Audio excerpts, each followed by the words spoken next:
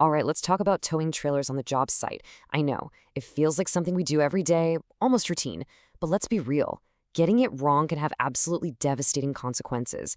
That's why we're going to walk through this safe work practice. And this isn't just another boring safety talk, okay? This is your playbook. This is what gets you home safe every single time.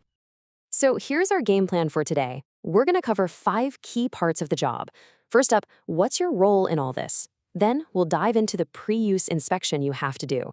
After that, hooking up the right way, followed by loading and driving smart, and finally, we'll talk about how to finish the job just as safely as you started it. Okay, first things first, your role in trailer safety. Because, before you even lay a hand on the equipment, you've got to be crystal clear on what's expected of you and what's expected of your supervisor. So, who's responsible for what? Look, it's a team effort, but the roles are really distinct. Your supervisor, it's their job to set you up for success, right? They make sure you're trained, you know the risks, and you've got the right gear. But take a look at the right side of the screen. The hands-on safety, that is all you. You are the one who has to do that inspection. You're the one identifying hazards. And you are the one who has to speak up and report damage. The key takeaway here is that safety isn't passive. It's an active, critical part of your job every single day. And that idea of active responsibility leads us right into our next section, the mandatory pre-use inspection. I'm not kidding when I say this might be the most important walk you take on any given day. And this is not just a quick glance around. No way. This is a deliberate 4-step process, and you have to do it before every single use. You check the towing vehicle, you check the trailer, you get your eyes on that hitch and those chains, and look for any kind of wear and tear. And of course, you make sure you have your PPE. It's this simple habit that can stop an accident before it even has a chance to happen. And all that inspection work really boils down to this one simple, non-negotiable golden rule. If you find anything that's off, a worn-out chain, a bad tire, a light that's out, the decision is already made for you. You don't use it, you report it, that's it. End of story. All right, so you've done your inspection, everything looks good to go. Now we move on to section 3, hooking up the right way. This is where the rubber meets the road, or, well, where the metal meets metal.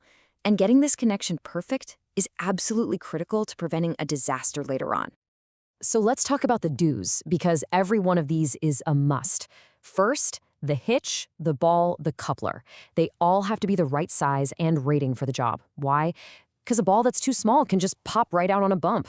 A hitch that's underrated for the load can literally just break off. So you have to check. Next, make sure that coupler is locked down tight, and always use that safety pin.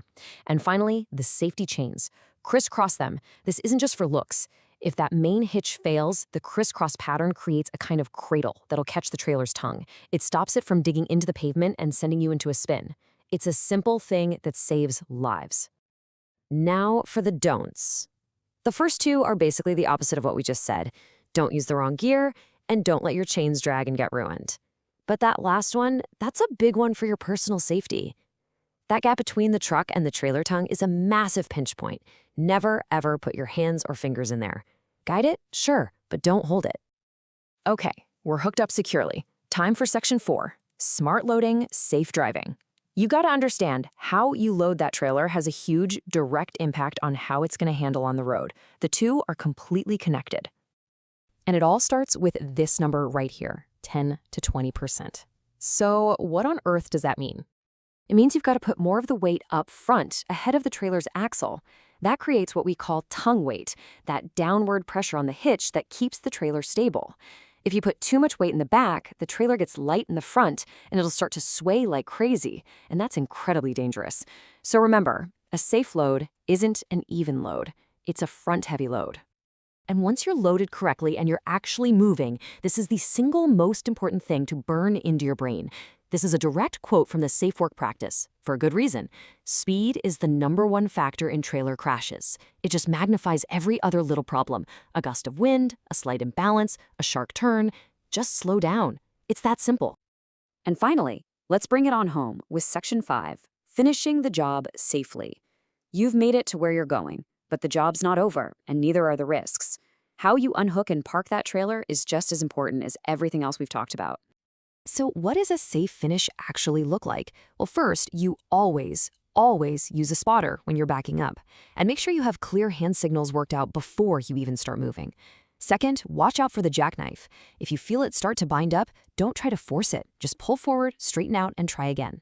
And third, and this is so important, before you unlatch a single thing, you have to block or chalk those trailer wheels. That is the only way to guarantee that trailer isn't going for a roll on its own. So you're unhooked. The job's done. And it's really easy to just walk away and move on to the next thing. But hold on. You got to ask yourself one last question.